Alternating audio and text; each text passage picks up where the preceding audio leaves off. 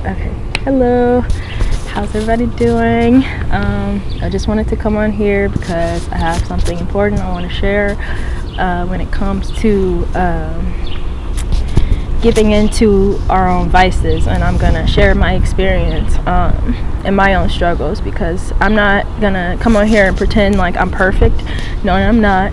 People are complicated, including myself. We are all complicated. We have our own issues and our own things that we are working on, and our own issues. And so I'm not gonna come on here and act like I got it all together, because God is still working on me in everything. And so I've come to some realizations in regards to my life and things that I need to let go of in order to move forward and in facing things that have been blocking me. And one thing that I've always, since I was 16, I had a struggle with smoking marijuana. And I know that's like a common thing, and it's, it's legal in most states and all that stuff. But I'm 22, and I started smoking weed when I was 16. And I realized my relationship with marijuana and what it did for me in that timing, and why I went to it, and why I did it, smoked so much. I was like smoking like a chimney, y'all. Okay. And I think it was because of the things that I was going through. I went through a lot of torment in my life, and people coming against me, people trying to invalidate my experiences and my life. And so one thing when I was angry, especially when I was angry, because I'm gonna be honest, when it comes to my emotions, I get really I'm implosive, and I can go off if I let people take me there. I can really black out and not remember what happened. I think college was the last time I really had a blackout, and my ex made me so angry to the point where I was punching walls, and I was tearing up my room, and I just woke up with my hands bloody. That's how bad my emotions, my temper can get if I allow people to take me there. But one thing that I think helped me manage my temper and my emotions, whether it was being angry, whether if it was being sad or feeling alone or whatever else, I went to weed to compartmentalize those feelings and those emotions. And I feared that if I didn't have weed, then I would be a volcano. I'd be going off on everybody, honestly. That's why I smoked so much. I felt like I hated my reality so much that I would just smoke because I couldn't deal with people. I love people, but I smoked because I couldn't take being, it just was inside.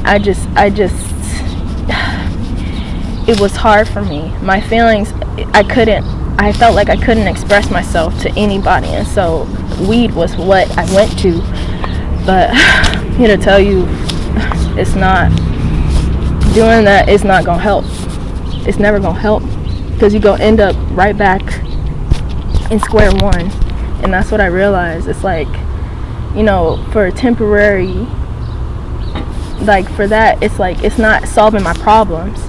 It may numb the pain for that moment. It may calm my anger for a moment, but what it's really doing is pushing it all down and making it sit and rumble within me. So I have to find a better route, a better way to express my feelings, to analyze and to go through my emotions, whether that be sad, angry, mad, whatever. And so that's what I've been dealing with. I went 6 months without smoking, and since I've been moving around, I did give into temptation, and I was smoking again. But it's been maybe 2 weeks now that I've stopped, and so I'm really on the straight and narrow path, because I can't let anything hold me back from what God has for me. And I know that this was a big roadblock for me, because it's been in my life since I was a teenager, since I started being bullied and picked on. It's ever since I really started going through trials, that's when I also started smoking. And so one thing now that I'm healing and that I'm growing, I'm no longer sad or angry or upset when it comes to my reality. My reality is joyous. My reality is beautiful. And so I don't need to smoke to be able to live. You know what I mean? I hated my life, so I smoked so I could get through it. I smoked so I can numb through all that pain. But right now my life is joyous, so I don't need that anymore. I don't need it anymore. And regardless if you're going through, you know, everything you need is already within you.